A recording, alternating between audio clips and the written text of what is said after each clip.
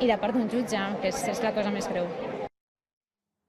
Tenim l'oportunitat de parlar ara amb Ana Isabel Bernal. Ella és periodista, ha vingut algunes vegades al programa, professora de la UOC i absolutament implicada en casos d'activisme feminista. Ana Isabel, bon dia. Bon dia. Ana Isabel, ahir vaig llegir un article que vas publicar en el que deies: nos queda leer bien la sentencia, pero el mensaje ha sido claro. No hay violación, solo abuso sexual y 9 años de condena. Han pasado unas horas, no sé si has tenido tiempo, realmente son muchísimas páginas, son 370, de las cuales 236 se dedican al voto particular de uno de los magistrados. ¿Qué otros mensajes, Ana Isabel, otras lecciones sacas tú de esa sentencia? Bueno, podemos sacar muchísimas, sé que el tiempo es breve, pero yo diría principalmente dos. Una, que perpetúa varios de los mitos de la violencia sexual, mitos de la cultura de la violación.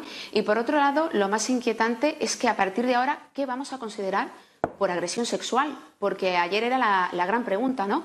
La clave ha estado en esos dos conceptos, en el concepto de violencia y en el concepto de intimidación. Bueno, lo chocante es que vas leyendo durante todo el rato la sentencia y realmente lo que se está describiendo es una violación. Sí. El choque llega cuando llega el momento del fallo y es ahí donde no se reconoce, ¿no? Según ellos, ¿no? Se basan en jurisprudencia, pero ha sido la ocasión para poder cambiar esa jurisprudencia. Ya sabemos que las leyes, y bueno, en el caso catalán lo estamos viendo a diario, no es 2 más 2, no es una ciencia exacta. Y por lo tanto están en base a la interpretación. Y en este caso, la verdad que se ha incurrido en otro caso flagrante pues, de justicia patriarcal. Ana Isabel, efectivament, la sensació, llegint la sentència, és que quan es llegeixen els fets provats, tu tens tota la sensació que aquests fets provats estan descrivint el que és una violació. I, en canvi, la condemna no és per violació. I segurament aquest abisme és el que ahir va treure milers i milers de persones, milers de dones, sobretot, però també d'homes, al carrer. Claro, ayer todo el mundo salió a la calle, es normal, ¿no? Porque estamos absolutamente convencidos de la injusticia que se está produciendo en este caso. Ayer mismo la magistrada Vicky Rosell se manifestaba así, ¿no? Decía y concluía que no era un abuso, que era una violación después de la lectura de la sentencia. Como digo, aquí hay dos aspectos claves. Uno, el de la violencia, y otro que se refiere a la intimidación. En el caso de la violencia, si estamos leyendo la sentencia, hay un párrafo, no sé si por ahí es por donde lo justifican, en el que hablan de un eritema vulvar, como diciendo de que no ha existido una lesión vaginal profunda, pero sin embargo, quienes nos dedicamos a esto, ¿no? Y ayer mismo hablaba con muchísimos terapeutas, con muchísimas psicólogas, con médicos forenses, está acreditado que en el momento que se entra en ese proceso de bloqueo, que incluso en la propia sentencia se reconoce, lo reconocen los magistrados, el cuerpo puede reaccionar de dos formas, o bien como un acto de parálisis o bien como un acto absoluto de relajación, lo cual justifica que en muchísimas violaciones no haya lesiones de ese tipo y por lo tanto la violencia no llegue, ¿no?, a quedar demostrada en cuanto a uso de fuerza. Eso por un lado. Y por otro, el concepto de la intimidación. La propia sentencia dice que estaba acorralada, que estaba atemorizada y que estaba sometida. Entonces, a partir de ahora, el concepto de sometimiento no se va a considerar como un concepto de intimidación. ¿Qué más nos van a tener que hacer a las mujeres para que realmente una agresión sexual se considere un acto violento e intimidatorio? ¿Acabar como Nagore o los casos de Diana Kerr? ¿No? Esa es la gran pregunta a partir de ahora que realmente nos deja a las mujeres vendidas en la justicia. I sota el teu criteri, Ana Isabel, el debat, és a dir, això jurídicament veurem quin recorregut té, sembla que tothom ha anunciat, les parts han anunciat recursos i òbviament pot ser que aquesta sentència sigui corregida en un sentit o en un altre, però aprofitar el debat públic, el debat jurídic, el debat social, cap on creus que haurien d'anar les coses? Perquè ja són unes quantes veus davant la gran pregunta, no? Què s'ha de considerar violència en un cas de violació en el segle XXI, per entendre'ns, avui en dia? És el moment de reformar aquest Codi Penal sobre aquesta qüestió, d'obrir aquest debat?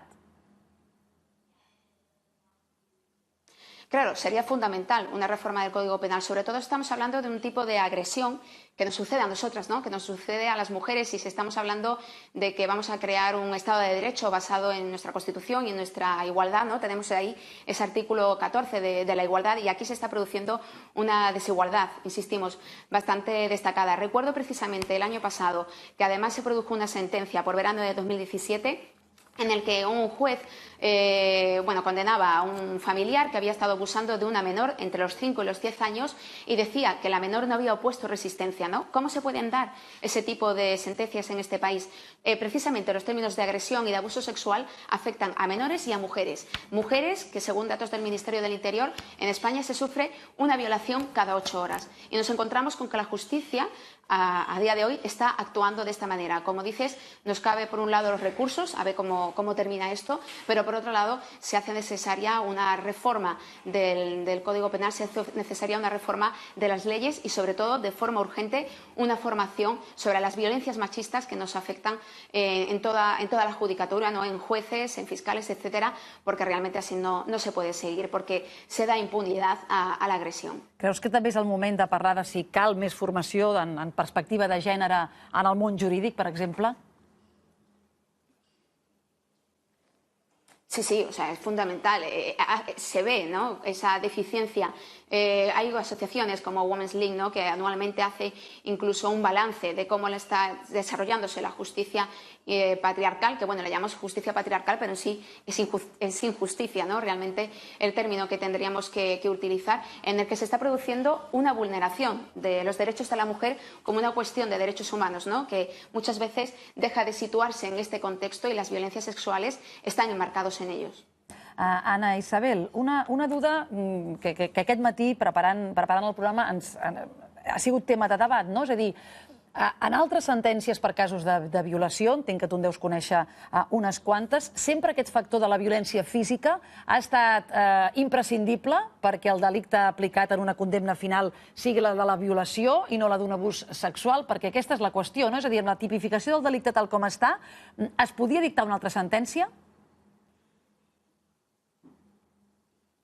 Ayer estuve hablando con varias compañeras que analizan, ¿no?, este tipo de casos, y me dijeron que son pocas, ¿no?, que realmente sigue ese falso mito, aunque se reformó en el Código Penal, sigue ese falso mito del uso de la violencia o de la intimidación. Lo que pasa es que no está especificado hasta cuándo.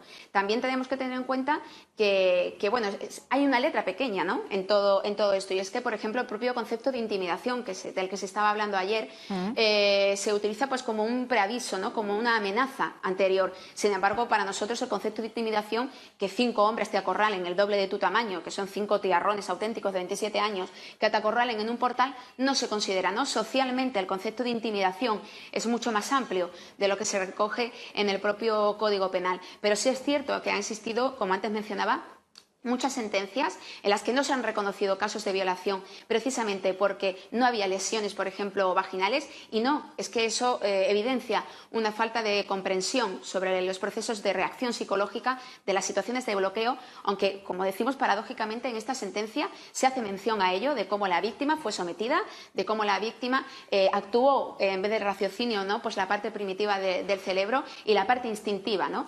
Y eso está recogido, ¿no? Es lo llamativo, que después el fallo es totalmente contradictorio con lo que se expone a lo largo de lo que desarrollan los magistrados. Ana Isabel, para acabar, empezábamos con estas grandes manifestaciones ayer, casi espontáneas, convocadas a través de las redes sociales. Seguramente no se entendería esta reacción en la calle sin el 8 de marzo que hemos pasado, sin el Me Too, sin la sensibilización que hay en estos momentos alrededor de todos estos temas. ¿Crees que hay un caldo de cultivo en este sentido positivo para desarrollar ahora este debate? En primer lugar, creo que es fundamental, obviamente, que sin ese 8M previo, ayer no hubiesen estado en las calles de la manera, ¿no?, que estuvieron. Aunque otras ciudades, como por ejemplo yo estoy ahora mismo en Málaga, creo que fue relativamente flojo comparado con la convocatoria del 8M. Pero yo insisto mucho, lo que se ha producido es una respuesta patriarcal a ese 8M. Normalmente después de cada ola, normalmente después de cada momento de auge del movimiento feminista, viene una reacción patriarcal contundente. Eso a lo largo de la historia se puede demostrar, y esta es esa reacción patriarcal. realmente yo me quedo con el movimiento de unión de todas las mujeres, de que estamos juntas, de que vamos a una, porque hemos asumido cómo las violencias sexuales nos afectan a todas, que es algo diferente, que es algo que supera totalmente las diferencias que existen entre nosotras. Y creo que ese movimiento popular, ese movimiento en la calle, puede llegar a producir un cambio social contundente en el futuro y que eso llegue, como no, a la propia judicatura en España, que hace muchísima falta. Ana Isabel Bernal Triviño, moltíssimes gràcies per ser amb nosaltres avui als matins des de Màlaga. Tindrem oportunitat segurament de continuar-ne parlant perquè, com deies, aquest cas no s'acaba aquí, hi han anunciats diversos recursos i hi haurà un debat obert seguríssim. Gràcies, Ana Isabel. Exacto. Nada, gracias. Bon dia. Bon dia. De fet, és un tema, Pere, que avui és a tota la